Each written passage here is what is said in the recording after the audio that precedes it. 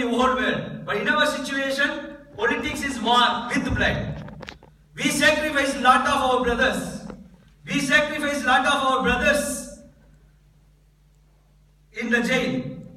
நம்முடைய சகோதரர்கள் பலரை நாம் இழந்திருக்கின்றோம். நாம் தேர்ந்தெடுத்த அரசியலில் சமூகத்தை சக்திப்படுத்துவதற்காக, அரசியலில் நம் சமூகத்தை மேன்மைப்படுத்தி கொண்டு செல்வதற்காக நம்முடைய சகோதரர்களில் பலரை நாம் இழந்திருக்கின்றோம். இன்னும் பலர் சிறைச்சாலைகளில் வாடிக்கொண்டிருப்பதை நாம் பார்த்துக் கொண்டிருக்கின்றோம். அதற்கான மாற்றத்தை ஏற்படுத்துவதற்கு உண்டான ஒரு காலகட்டம் நாம் இங்கே செயல்படுத்த முடியும், களமாட முடியும். அந்த அடிப்படையில் நாம் தொடர்ந்து முன்னேற வேண்டும்.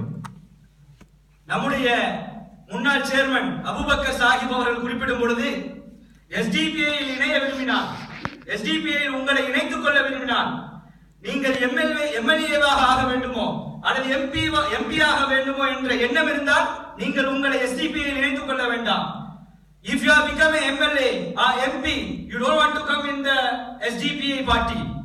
If you are sacrificing for the community, if you are going to sacrifice for the India, if you are changing the India in the revolutionary way, so we are welcoming you for the party, Social Democratic Party of India.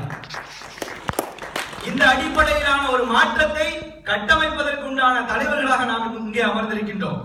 அதே அடிப்படையில் நம்மை பொறுத்தவரை நாம் கட்டி எழுப்பிய இந்த social democratic party of India என்று சொல்லக்கூடிய இந்த கட்சியினுடைய பலம், நம்முடைய சகோதரர்களுடைய, நம்முடைய செயல் வீரர்களுடைய பலம் நம்மை ஒரு மனிதனாக உருவகப்படுத்தினால், நம்முடைய தலை காஷ்மீரிலும், நம்முடைய கால்கள் கன்னியாகுமரியிலும், நம்முடைய கைகள் மணிப்பூரிலும் பறந்து விரிந்து கிடப்பதை நாம் காண முடியும்.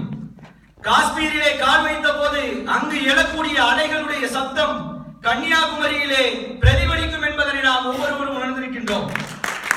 காஷ்மீரிலே எஸ்டிபிஐ என்று ஒரு செயல் வீரன் முழங்கினால் கன்னியாகுமரியிலும் மணிப்பூரிலும் ஜிந்தாபாத் ஜிந்தாபாத் என்ற குரல் வலுக்கும் என்பதை நாம் உணர்ந்து கொள்ள வேண்டும். அந்த அடிப்படையில் இதை உணர்ந்தவர்களாக 2016 இங்கு வெற்றிகரமாக நாம் முன்னெடுத்து செல்ல வேண்டும். ஒரு சிறிய கதையை கூறி என்னுடைய இந்த இறுதி உரையை முடித்துக் கொள்கிறேன். ஒரு சிங்கம் இருந்ததா. தமிழ் மக்களுக்கு இது கேட்ட கதையா இருக்கும், மற்ற மக்களுக்கு இந்த கதை கேட்டிருக்க மாட்டேன். ஒரு சிங்கம் இருந்ததா. நிறைமாத கர்ப்பிணி தன்னுடைய குட்டியை ஈண்டெடுப்பதற்காக அங்கும் இங்கும் அலைந்து திரிந்ததா.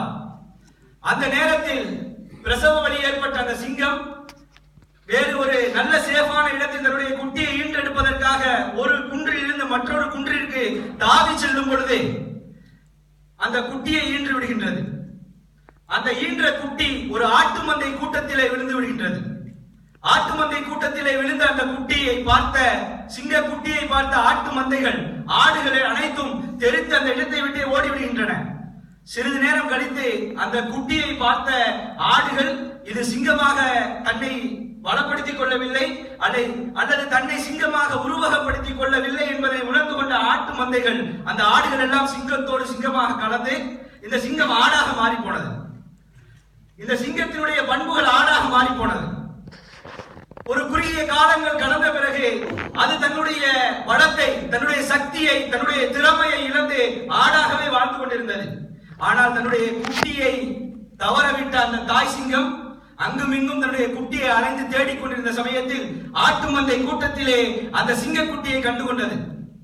அந்த நேரத்தில் அந்த சிங்க குட்டியை தன்னுடைய தாய் சிங்கம் அங்கு சென்று, நீ சிங்க குட்டி, உன்னுடைய பலமும் திறமையும் சக்தியும் மிகப்பெரியது, நீ ஆட்டு மந்தை கூட்டத்திலே இருக்க வேண்டிய ஒரு தகுதி படைத்தவன் அல்ல, நீ சிங்க கூட்டத்திற்கு திரும்பி வந்துவிடு என்று அழைப்பு விடுத்த பொழுது இந்த சிங்கத்தை கண்டவுடன் அந்த சிங்க குட்டி, இப்படி ஒரு கொடூரமான மிருகமா, இவ்வளவு பாக்குறதுக்கே கடுமையான ஒரு மிருகமா இருக்க, இதை நம்ம என்ன செய்ய முடியாது, பக்கத்தோட நிக்க முடியாதுன்னு சொல்லிட்டு அந்த சிங்கத்தை பார்த்த உடனே அந்த குட்டி சிங்கம் தெரிச்சு ஓடுதான்.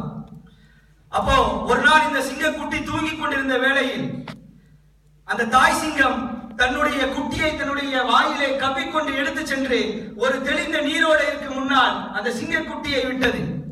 அந்த சிங்க குட்டி அந்த தெளிந்த நீரோடையிலே தன்னுடைய முகத்தை பார்த்தது, தன்னுடைய தாய் சிங்கத்தினுடைய முகத்தை பார்த்தது, மீண்டும் தன்னுடைய முகத்தை பார்த்தது, தாய் சிங்கத்தினுடைய முகத்தை பார்த்தது. இப்பொழுது அந்த தாய் சிங்கம் கூறியது, இது நீ ஆட்டு மந்தை கூட்டம் அல்ல, சிங்கத்தை காட்டை ஆளக்கூடிய சிங்கத்தினுடைய வாரிசு என்பதை உணர்ந்து கொண்டு நீ என்னுடன் வந்துவிடு என்று சொன்ன பொழுது, அப்பொழுது தன்னுடைய திறமையை தன்னுடைய சக்தியை உணர்ந்து கொண்ட அந்த சிங்கம், நான் சிங்கமா, எனக்கு அவ்வளவு திறமை இருக்கிறதா, இந்த காட்டை ஆளக்கூடிய சக்தி எனக்கு இருக்கிறதா என்பதனை உணர்ந்து கொண்டு கொய்யோ முய்யோ என்று கத்திக்கொண்டு காடு முழுவதும் அழைத்து திரிந்ததாம். அப்படிப்பட்ட சிங்க கூட்டத்தை சார்ந்தவர்கள் நாம் என்பதை social democratic party of India இன்று ஒவ்வொரு பகுதிகளிலும் முழங்கிக் கொண்டிருக்கிறது. ஆட்டு மந்தை கூட்டத்திலே சேர்ந்து வாழ்ந்து கொண்டிருக்கக்கூடிய அத்துணை நபர்களையும் சிங்க கூட்டமாகிய சோசியல் டெமோக்ராட்டிக் பார்ட்டி ஆஃப் இந்தியாவில் சேர்த்து மாற்றத்தை ஏற்படுத்தி மிக பெரும் அழிக்க முடியாத சக்தியாக மாற்றக்கூடிய ஒரு பணியை நாம் இங்கிருந்து தொடங்க வேண்டும், இன்றே தொடங்க வேண்டும் என்று கூறிக்கொண்டு நிறைவு செய்கிறேன். வாஹித் வானா அல்ஹம்துலில்லாஹ்.